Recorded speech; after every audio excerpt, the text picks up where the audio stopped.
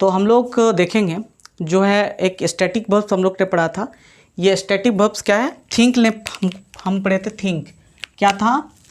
Think, THINK, think है ना। Think का मतलब क्या होता है? आप बोल सकते हैं सोचना।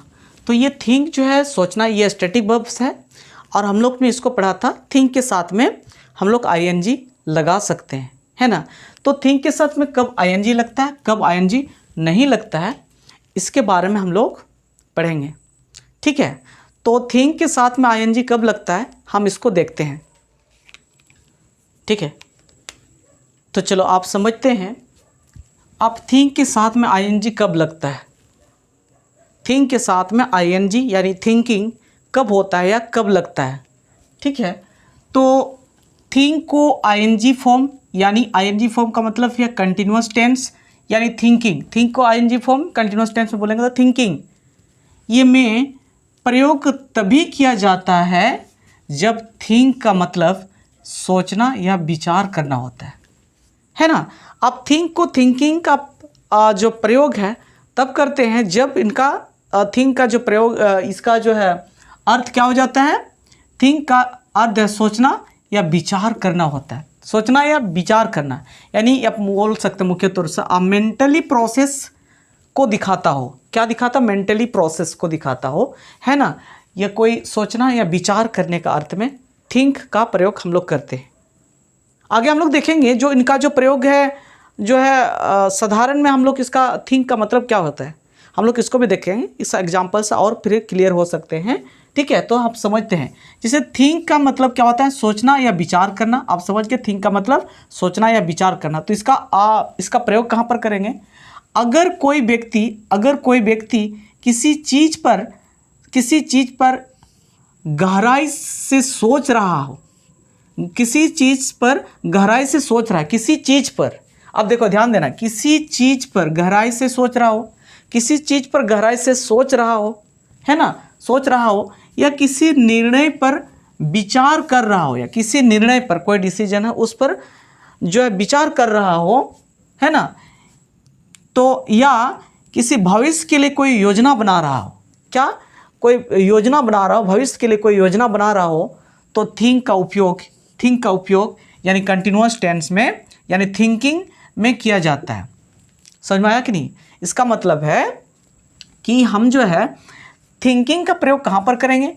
ये जो कोई किसी चीज़ पर गहराई से सोच रहा हो, या किसी निर्णय पर विचार कर रहा है, या भविष्य के लिए कोई योजना बना रहा है ना। कोई योजना बनाने का बात हो रही है, या कोई किसी चीज़ पर गहराई से सोच रहा हो, या किसी निर्णय पर विचार कर रहा हो, तब हम लोग इसका प्रयोग क्या करेंगे?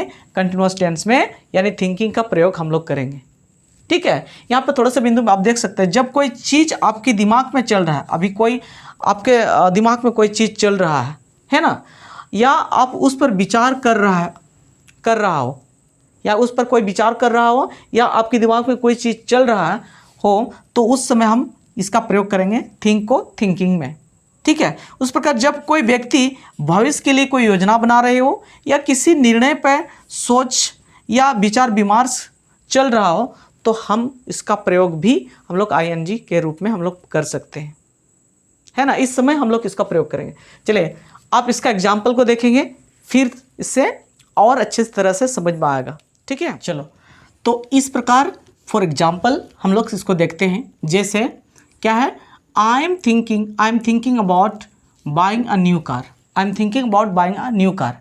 जैसे इसका क्या हो जाएगा हिंदी? मैं एक नया घर,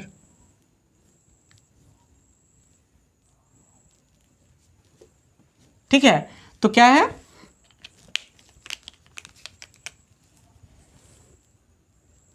चलो अब हम लोग एग्जाम्पल को देखेंगे।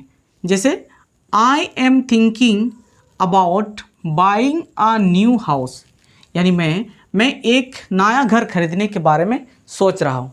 देखिए यहाँ एक नया चीज़ को, किसी चीज़ यानी फ्यूचर, या जो फ्यूचर की जो है विचार है, यानी फ्यूचर में जो फ्यूचर में कुछ नया घर खरीदने के लिए सोच रहा है, है ना, या भविष्य की विचार को सोच रहा है ना, तो भविष्य को विचार को सोचने के लिए हम लोग क्या लगा सकते हैं, यहाँ पर थिंक के साथ में आईएनजी लगा सकते हैं। उस प्रकार she is thinking of changing her job, वह अपने नौकरी बदलने का सोच रही है। तो कुछ नया चीज़ को करने के लिए सोच रहा है ना, कुछ नया चीज़ को करने के लिए सोच रहा है, नया चीज़ को, जैसे क्या, वह अपने नया नौकरी को चेंज करने के लिए सोच रहा है।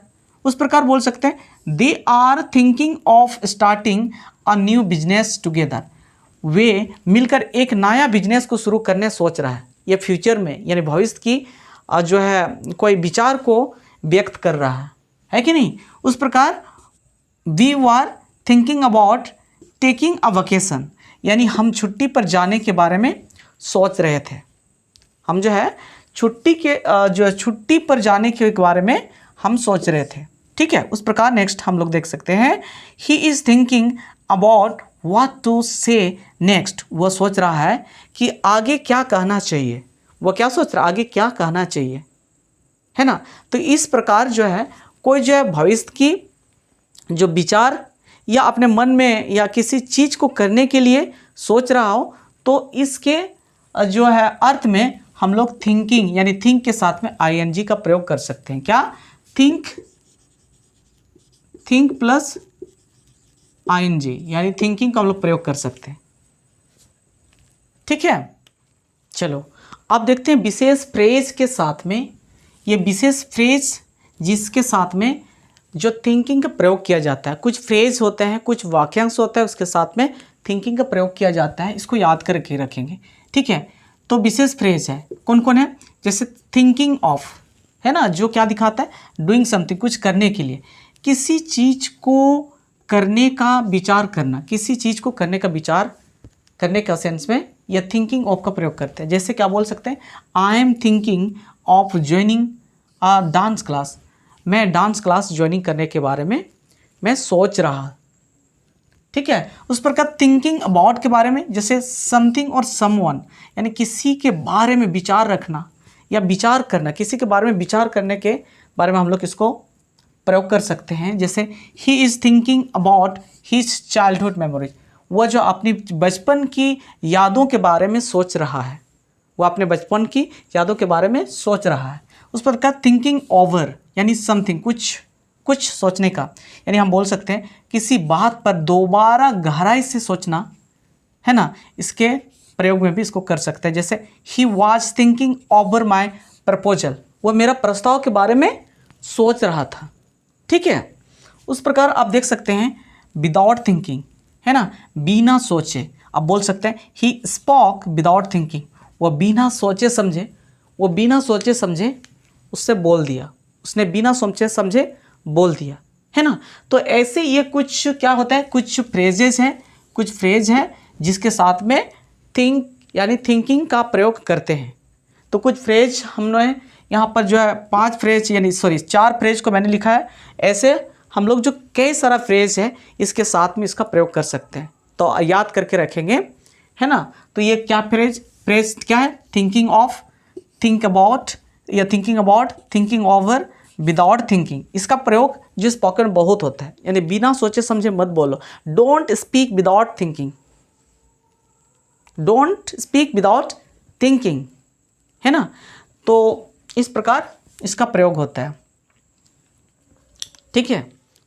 चलो, तो इस प्रकार ये जो है जो थिंक अहेड यानी भविष्य की योजना बनाना, थिंक अलोड जोर से सोचने की प्रक्रिया, थिंकिंग ट्वाइस किसी निर्णय पर दोबारा सोचना, सोच विचार करना, या डीप थिंकिंग यानी गहरी सोच में डूबा होना या डूबे होना, है ना।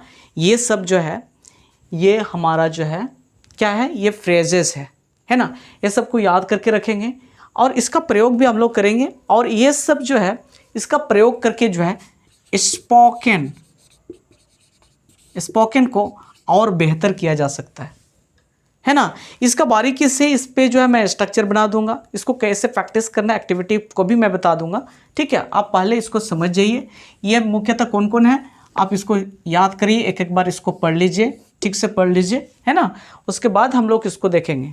तो हम लोग क्या सीखा, कुछ जो ऐसे स्टैटिक वर्ब्स होते हैं या स्टैटिक वर्ब होते हैं जिसमें जो है कोई आईएनजी नहीं लगता है, लेकिन कभी कभी जो है स्टैटिक वर्ब में भी आईएनजी लगता है। ये कौन कौन स्टैटिक वर्ब्स है, उनमें से सबसे पहले जो मैं लिखा था ये जो है क्या था, थिंक था। और थिंक का जो हम लोग ने प्रयोग को देखा, थिंक का प्रयोग कहाँ कहाँ इसका करते हैं और किसका अर्थ में इसको प्रयोग करते हैं, हम लोग ने इसको सीखा। ठीक है ना। उसके बाद नेक्स्ट हम लोग फिर देखेंगे, है ना। तो इतना आप समझ गए तो याद रखिए ये सभी को। ठीक है, तो हम लोग और देखेंगे एग्जाम्पल के साथ में। ठीक है।